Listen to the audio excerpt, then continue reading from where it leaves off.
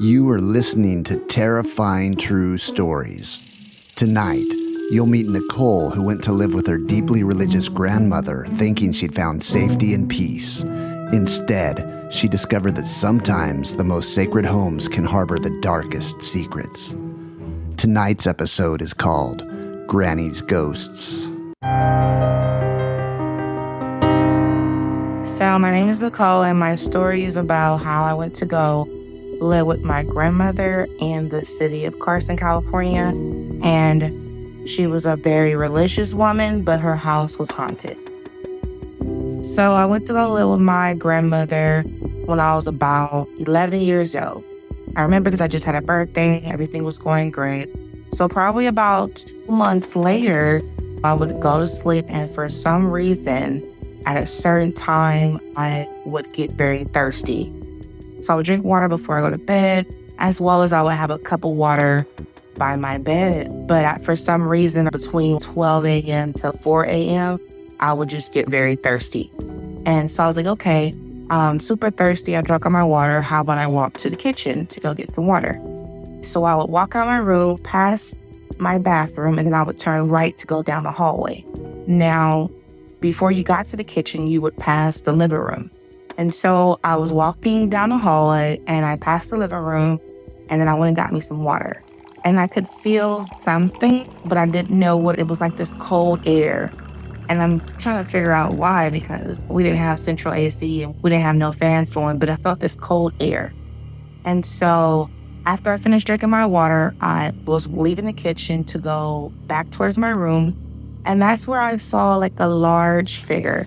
This figure was sitting on the couch as if he was watching TV. Of course, the TV wasn't on. The living room was pitch black. But I could, for some reason, see what he was wearing. He was tall. I didn't see him standing up. But you can tell he was tall. So he was sitting on the couch in dark trousers. Now, mind you, I don't know if you're familiar with clothes, but it wasn't like shorts. It wasn't like jeans. He had trousers on. And if you remember any kind of Western movie or any kind of slavery movie, you know they had some type of cloth pants that they made. And so you could tell that these pants were made, by some type of cloth, not proper sewing, no name brand. And then his shirt was white, and it was like a blouse. Now, it didn't have button-ups or anything like that. But if you ever seen, there's a couple of older TV shows where some of the men would have blouses and things like this. It would have 2 strings hanging down, wouldn't be no button, but it'll just be like a long sleeve shirt, and it'll be real thin and white. And then he had the straw hat on. And the straw hat wasn't like the ones we see the mailman walking with, or the ones you can go by at Walgreens and nothing like that. This was a big straw hat. They literally was in the field picking the straws to make this hat. And this figure was perhaps muscular. Again, I didn't see no cuts or no six-packs or anything like that, but you can tell it was muscular because it was very large, very masculine. As I walked past the couch to go towards the hallway to go to my room, he didn't say anything. He just followed me with his head as I walked. And as soon as I seen that, I just ran straight to my room and got under the covers. And I started thinking, did I see what I saw? So I just left it alone.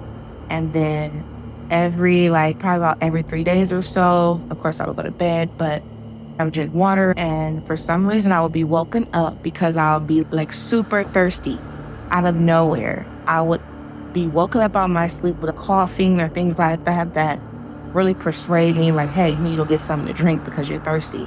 As if it wanted me to walk through the night. So about a week later, same thing ended up happening. I woke up because I was super thirsty, and I walked past the bathroom, down the hallway, and before I got to the kitchen, this time, it was sitting up. The ghost, this figure, was sitting closer towards the kitchen, as if it was waiting for me or something like that. I know for sure it wasn't a woman. I know it was a man because it was sitting down, but even though it was sitting down, you could tell that it was about 6'4" or something like that. The figure was very tall sitting down, and it was very built. You didn't see muscles, but you did see like this dark figure. And as soon as I was walking down the hallway, past the living room, I seen it, and I just screamed, and I didn't even go get no water. And the same thing, as I'm running back towards my room, it just followed me with his head. And then, now mind you, I shared this room with my sister. She was about 2 years younger than me. I woke my sister up. I was like, hey, I think I seen a ghost. I'm super scared. My sister was very timid, very scared of almost everything. So she started crying, don't scare me, don't scare me. We have to go to school. Mind you, she was in elementary school. I was in middle school, perhaps like the 6th grade. So I was like, okay, forget it. I don't want to scare her. I'm just going to tell my grandmother in the morning. So then in the morning, when I woke up, I told my grandmother, like, I'm seeing something. Something is in the living room at night. So she took out her holy oil and she anointed the house and started praying over the house and things like that. I also lived with my cousin. My cousin was in high school. And so it was me, my grandma, my sister, and my cousin. And so I went to go ask my cousin. I was like, have you ever seen any ghosts in the house or anything like that? She was, no, I have never seen, but she rushed it off real quick. And I was like, okay, whatever. So I left it alone. So the school year ended, the summer came, and we had some cousins come over and stay over. So we had about 3 boy cousins. They were all roughly the same age as us. So we were all in my room. We were playing games, watching TV, and just having fun. And then eventually we all went to sleep. And so 2 of us was woken up in the middle of the night because we were so thirsty. And so one of my cousins, he was like, hey, I'm real thirsty. I was like, you know what? You should get me some water. Now, I never went to go get water, even though I will be waking up feeling like I'm thirsty. I'm just like, you know what? Forget it. I'm not going. So I figure since he's a guy, he's not going to be scared, or he can, either he's going to see something or he don't, and maybe it was in my mind or whatever. So I was like, hey, she'll just get us some water, because I was still being woken up at the same time for water. I just wouldn't go.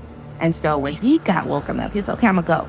So he left the room, walked past the bathroom, down the hallway, and he walked past the living room, and he went and got some water.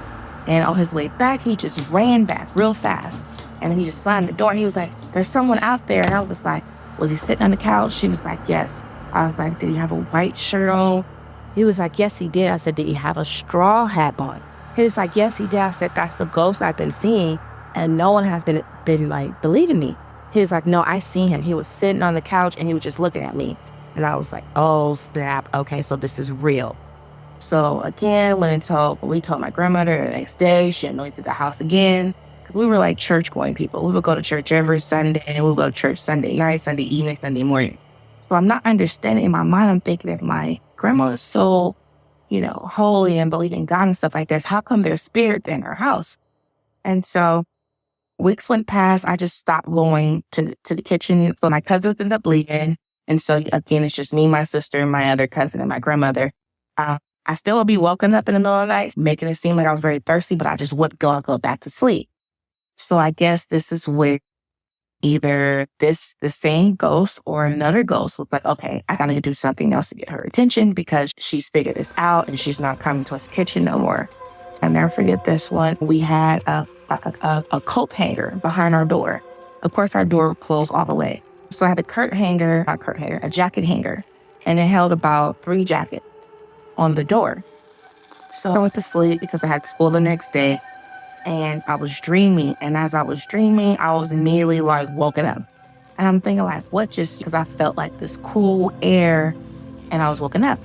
And as I was woken up, I just looked around the room. I didn't see anything. And my bed faced the door. So as soon as I would wake up, the first thing I would see is the door. My sister was on the right side we both had twin beds. So as I wake up, I just see my jacket hanging on the door. I'm like, okay, I'm just gonna go back to sleep. So as I close my eyes, I see my jacket turn into about this 9-foot figure and jumps off the hanger. And there I was paralyzed. I could not move. I later found out that this is complete paralysis or something like that, where you're unable to move, but you can see, feel, hear everything.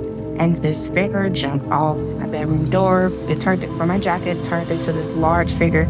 It didn't have no face, but you knew that this thing was about 8 or 9 feet tall, and it did have arms, and you could see some type of dark face, but you couldn't see it at all. The figure was dark as night. Mind you, there's no light on in my room or nothing like that.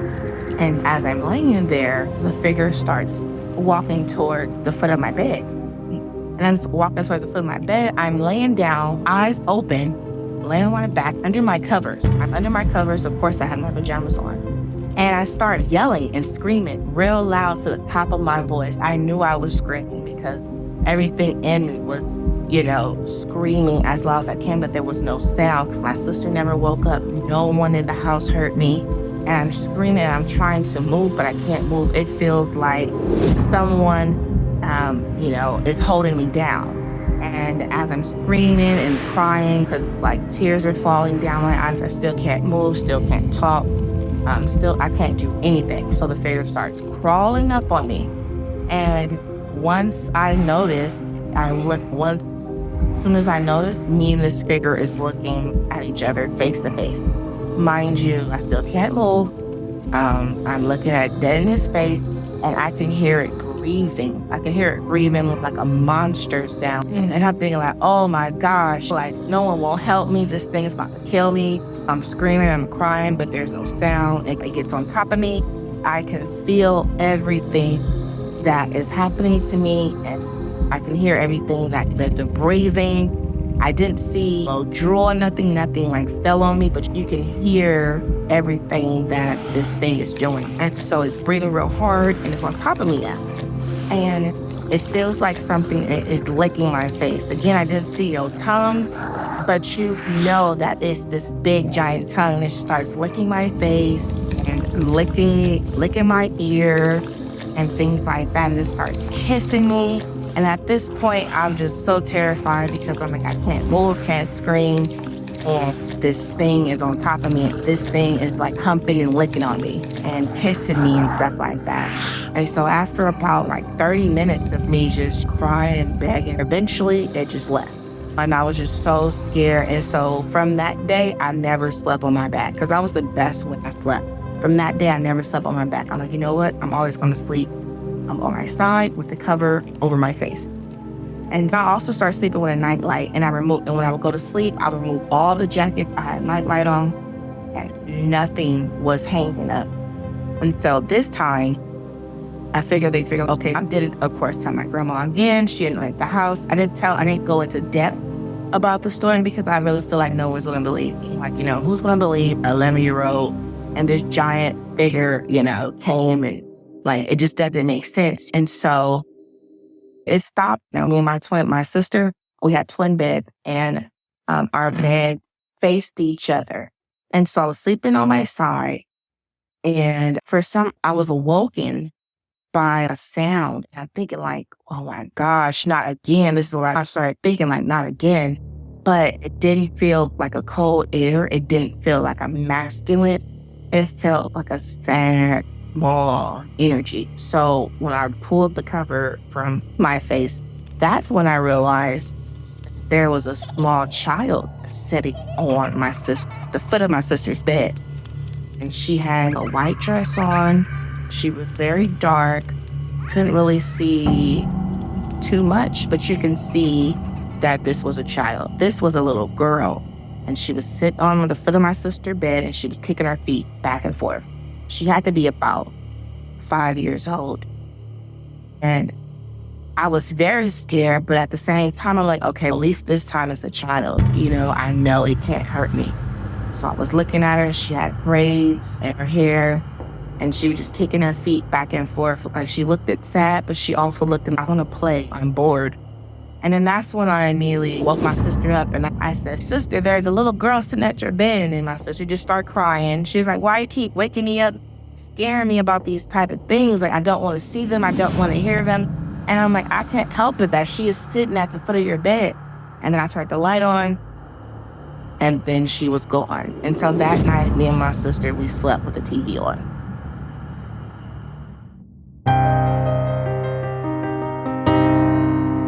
From that day forward, I never really asked my grandmother to pray over the house again because I knew that the house was haunted and there was nothing we could do about it. As I got older, I ended up doing some research, and I found out that a long time ago, the area that we lived in it was a Cabbage Patch field, and it was a slave plantation where people had slaves and they would farm and do things like that. A lot of slaves were buried under us. All they did was is just rebuild apartments and houses over all these gravestones. And it's not just what like I was thinking, like maybe it was just my house. As I got older, I went to go visit a couple of people that lived in Carson as well. And I would see ghosts in their house as well. So that's what led me to do a little more research about what happened with the city and what's really going on. Next time on Terrifying True Stories. Sarah thought someone was stalking her with mysterious phone calls every night at exactly 3:17 a.m. The truth about who was on the other end of the line was far more terrifying than any stranger could ever be. You are listening to Terrifying True Stories. I'm your host, Ryan Azevedo. I'll see you on the other side.